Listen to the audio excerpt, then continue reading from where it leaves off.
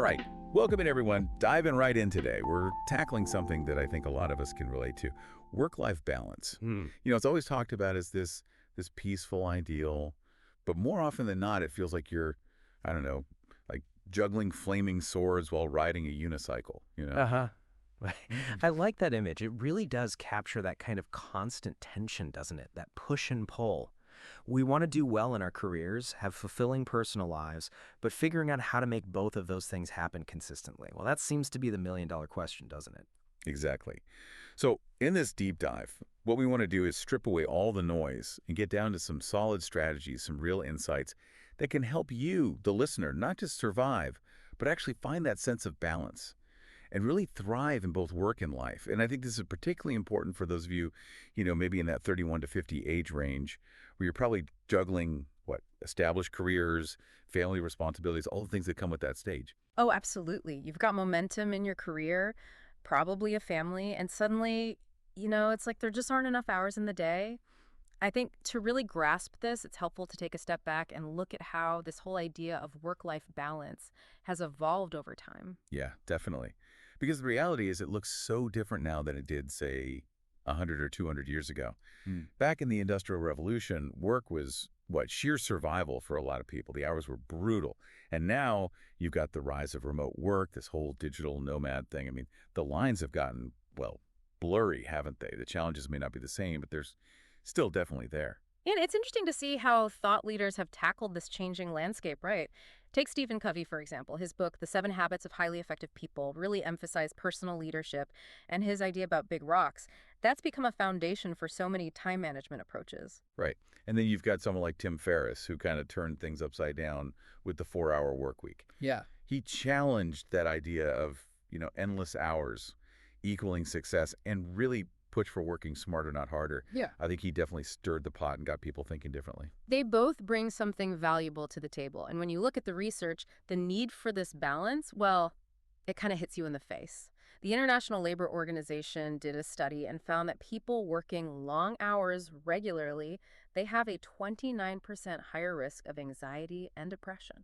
That's not a small number. No, it's not. It's pretty sobering. Yeah. Makes you wonder, right? You hear about experiments like in Sweden with 6-hour work days, Yeah. and they saw increases in productivity and happier employees. It just makes you think maybe the traditional model, maybe it isn't always the best or the healthiest. Yeah, exactly. And it leads to the big question for you, the listener. With everything you've got going on, how do you take these ideas and actually make them work for you? How do you ramp up your productivity and still find that true sense of fulfillment? That's what we're going to unpack today. Wait, let's unpack it. So let's get into some real world tips, some things you can actually put into practice. Yeah. One we hear a lot is prioritize, prioritize, prioritize. But what does that actually look like in our crazy busy lives? Well, at the core of it is knowing what your big rocks are, as Covey put it. These are the things, both at work and in your personal life, that are absolutely critical, the things that are truly aligned with your values, your goals. If you don't schedule those in first, if you don't make them a priority, you know what happens. You end up just reacting to everything else. The smaller, less important stuff and those big things, they never get done. It's true. It's so easy to get caught up in the whirlwind of emails, meetings, that stuff that feels urgent, but doesn't actually move the needle on what really matters. And that brings us to Covey's time management matrix, right? Can you break that for anyone who isn't familiar with it? How does that framework help with prioritization? Okay, picture a box divided into 4 quadrants. One side is urgent, not urgent. The other is important, not important. So quadrant 1, that's for the things that are both urgent and important. Think crises, deadlines, those fires you got to put out. Now, quadrant 2, this is where the magic happens. Important but not urgent. This is where your strategic planning goes, relationship building, exercise, working on those big rocks proactively. Then you've got quadrant 3. Urgent but not important. These are often interruptions, maybe some meetings, things that feel urgent but don't really contribute to your big goals. And lastly, quadrant 4. Neither urgent nor important, the time wasters. And the key to this whole thing is you want to shift more of your time and energy into quadrant 2. Work on those important, non-urgent tasks before they become urgent crises in quadrant 1. Yeah, that's a great visual. Really helps to see where your focus should be. It's about being proactive, not just reacting all the time. And another piece of this puzzle, another big one, is setting boundaries. That can be so hard for people, myself included.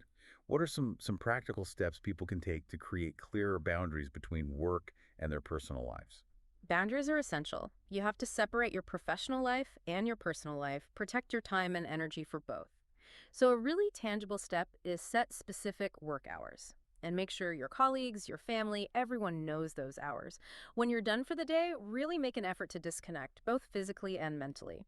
Having a dedicated workspace, even if it's just a corner of a room, can help. When you leave that space, it signals the workday's over.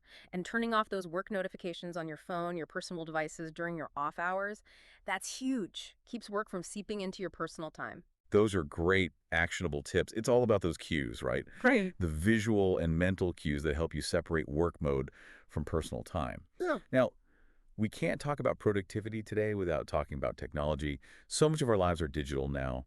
How can our listeners use technology to actually help them achieve work-life balance instead of just adding to the digital overload? Technology, when used strategically, can be a big help. Productivity apps like Todoist or Trello can really make a difference. You can organize your tasks, keep track of your progress, and that frees up so much mental space.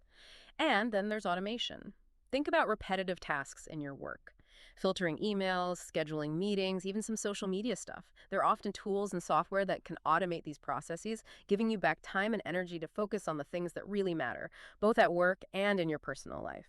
So it's about being really mindful about the tech we use, making sure it's working for us, not the other way around. Now, shifting gears a bit, something we hear a lot about in terms of well-being is mindfulness.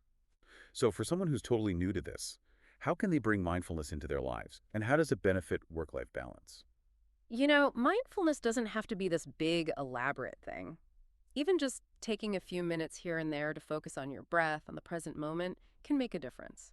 The core benefit is that it helps you focus better and reduces stress. When you're more present, not caught up in worries about the future or the past, you respond to things more intentionally, both at work and at home. It gives you back a sense of control. And there are tons of apps, guided meditations designed for beginners that can help you get started. That sounds like a really accessible way to create a little bit of breathing room mentally, in the middle of all the daily chaos. Okay, last one in terms of these expert tips. The idea of scheduling downtime. This feels so counterintuitive when you're already strapped for time. Why is it important, and how do we actually make it happen? Downtime isn't a luxury, it's essential. It's like recharging your battery. If you're always running on empty, you're going to burn out. You can't operate at your best. Scheduling in leisure time, whether it's hobbies, spending time with family and friends, or just relaxing, you're basically saying, this is as important as my work. Put it on your calendar, make it a commitment. It refuels you mentally and emotionally, and in the long run, it actually makes you more effective in every area of your life. I really like that analogy. Recharging the battery makes you see downtime as, well, essential, not just a reward. Okay, let's get into maybe some less conventional ideas. One that resonates with me is the power of saying no. Why is that so important for work-life balance, and how do you advise people who struggle with saying no? Saying no strategically is so empowering. It's about protecting your time, your energy, your most valuable resources. We often say yes out of obligation, fear of missing out, wanting to please others, even when it overloads us, pulls us away from the things that matter most. When you say no to things that don't align with your values, your goals, you free up space for the things that do. You're recognizing your limits. You're making choices about how you spend your time. Start by being polite but firm. And remember, saying no to one thing is often saying yes to something else, something more important. It's a shift in mindset, isn't it? Saying no is a form of self-care. Now, another technique I've come across is work sprints. The Pomodoro technique is one example.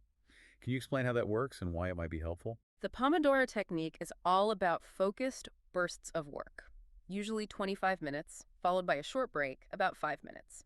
After a few cycles, you take a longer break. The idea is that these short, intense work periods help you get more done because you're minimizing distractions, creating a sense of urgency.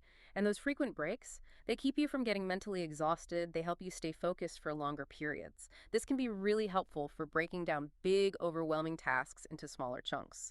And if you're prone to distraction or procrastination, this can be a game changer. Sounds like it's about finding what works for you as an individual, experimenting a bit.